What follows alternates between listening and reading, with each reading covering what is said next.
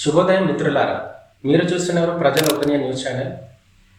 ఈరోజు మనం ఒక ముఖ్యమైన అంశం గురించి మాట్లాడుకుందాం. అదే మూవీ టికెట్స్ గురించి. ఈ మధ్య కాలంలో ఒక మధ్యతరగతి కుటుంబం ఎందుకు మూవీ థియేటర్స్కి వెళ్లకుండా ఓటీటీ ఫార్మాట్స్కి ఎందుకు అంత అంకితం అవుతుంది తెలుసుకుందాం.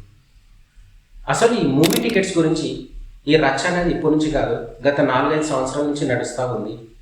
అసలు ఈ థియేటర్స్కి ఒక మధ్యతరగతి కుటుంబంలో ఉన్న మనుషులు ఎందుకు వెళ్ళలేకపోతున్నారు?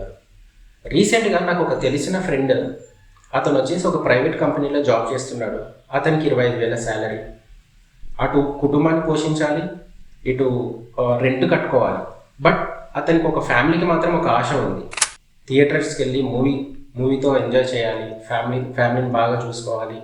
వీకెండ్స్లో ఆ ఒత్తిడి నుంచి, తనకున్న వర్క్ స్ట్రెస్, ప్రెషర్ నుంచి బయటపడాలంటే వాళ్ళకున్న ఒకటే ఒక మార్గం మూవీ థియేటర్స్.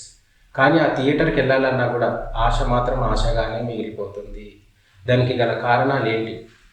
మూవీ థియేటర్స్లో ఆ యాజమాన్యం కానివ్వండి, మూవీస్ రిలీజ్ చేస్తున్న ప్రొడ్యూసర్స్ కానివ్వండి, దానికి సంబంధించిన భారీ బడ్జెట్ మూవీస్ తీయడం వల్ల టికెట్ ప్రైజెస్ అనేవి అమాంతం పెరిగిపోతుంది. అలా పెరిగితే మధ్యతరగతి కుటుంబం వాళ్ళు మూవీ థియేటర్స్ ఎందుకు వస్తారు, ఎందుకు చూస్తారు?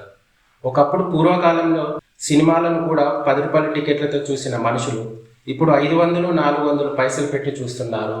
అలాంటప్పుడు మధ్యతరగతి కుటుంబం చూడడానికి ఆస్కారం అనేది ఉండదు. ఫ్రెండ్స్, అసలు ఈ మూవీ టికెట్స్ ప్రైజెస్ ఎందుకు పెరుగుతున్నాయి? దానికి గల కారణాలు ఏంటి?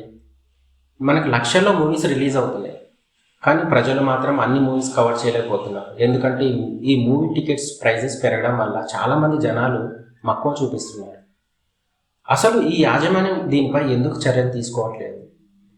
ప్రజలందరూ కూడా ఓన్లీ ఓటీటీ ప్లాట్ఫామ్స్కి ఎందుకు అడిక్ట్ అవుతున్నారు? అసలు మన భవిష్యత్తులో మూవీ థియేటర్స్కి వెళ్తారా? కంప్లీట్గా మూవీ థియేటర్స్ తీసేస్తారా?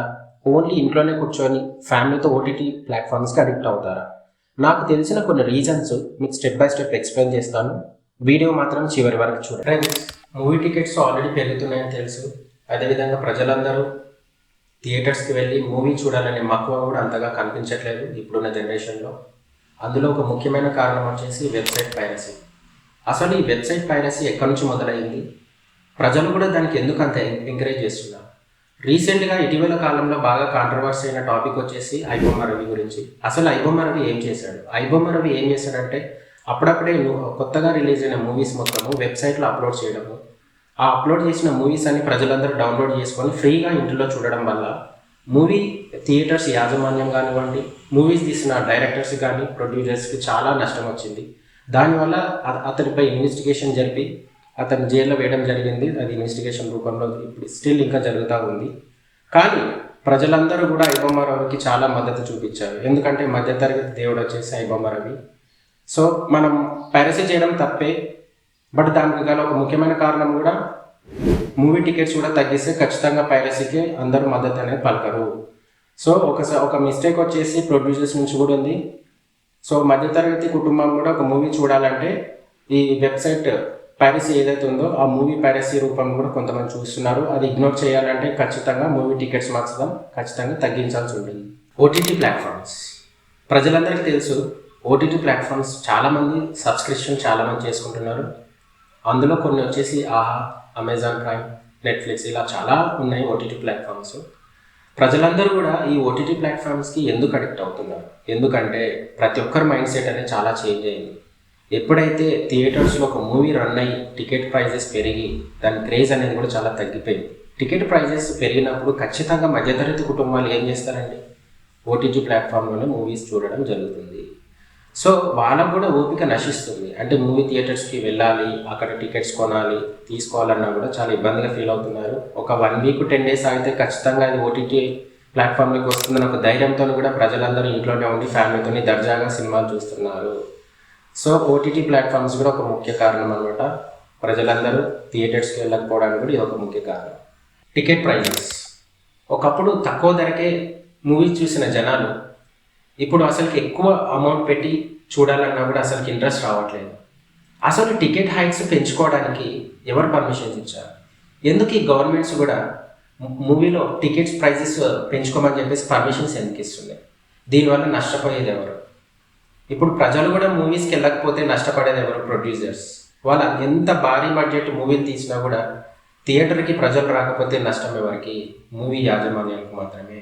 ఇప్పుడు ఒక మధ్యతరగతి కుటుంబం ఒక థియేటర్కి వెళ్ళి మూవీ చూడాలంటే అక్కడ ఓన్లీ టికెట్ ప్రైజెసే కాదు, ఆ టికెట్ ప్రైజెస్ కన్ఫర్మ్ చేసినందుకు అక్కడ పార్కింగ్ ఫీజు కట్టాలి. తర్వాత ఇంటర్వల్లో ఫ్యామిలీకి ఏమైనా తినడానికి పాప్కార్న్, తర్వాత కూల్ డ్రింక్స్, ఇవన్నీ సర్చార్జెస్ అండ్ జిఎస్టీ ఇలా ఎన్నో ఛార్జెస్ పెడితే కానీ ఒక మూవీ టికెట్ ప్రైజెస్ అనేది డిసైడ్ చేయరు. సో ఈ మూవీ టికెట్ ప్రైజెస్ ఎక్కువ ఉన్నంత కాలం ఖచ్చితంగా ప్రజలు మాత్రం మక్కువ చూపిస్తారు. దీనిపై కావాల్సిన చర్యలు తీసుకోవాల్సి ఉంటుంది. Next routine contents. ఎందుకు ఒకప్పటిలాగా స్క్రిప్ట్స్ అనేవి కరెక్ట్గా ఉండట్లేదు. ఈ మధ్య కాలంలో మనం చాలా మూవీస్ చూస్తాము థియేటర్కి వెళ్ళి, అండ్ ఆన్లైన్లో కూడా చాలా మూవీస్ చూస్తాము. కానీ కంటెంట్స్ అనేవి ప్రజలకి ఎందుకు నచ్చట్లేదు? ఓన్లీ రొటీన్ స్క్రిప్ట్ ఉంటుంది, రొటీన్ మ్యూజిక్ ఉంటుంది, రొటీన్ బీజిఎం ఉంటుంది. ఆల్రెడీ ఒక లాంగ్వేజ్లో రిలీజ్ అయిన మూవీని తీసుకొచ్చి మళ్ళీ మనపై రుద్దుతుంటారు, ఎందుకంటే కలెక్షన్స్ కోసం. సో సరైన కథనం రానంత వరకు ప్రజలకు కూడా అంత ఇంట్రెస్ట్ రాదు. సో ఆ రొటీన్ స్క్రిప్ట్ అనే పాలసీ చేంజ్ అవ్వాలి. సో కథనం బాగుంటే ఖచ్చితంగా ఒక ఫ్యామిలీ వాళ్ళు చూసి హ్యాపీగా ఫీల్ అయితే నలుగురికి రిఫరెన్సెస్ ఇచ్చేస్తారు, ఒక జెన్యున్ ఫీడ్బ్యాక్ కూడా ఇస్తారు.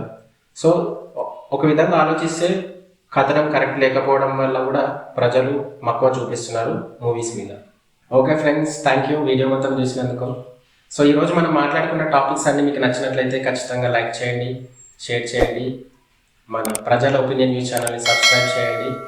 నెక్స్ట్ వీడియోతో సరికొత్త వీడియోతో నేను మీ ముందుకు వస్తాను. నేను మీ వీరేంద్ర.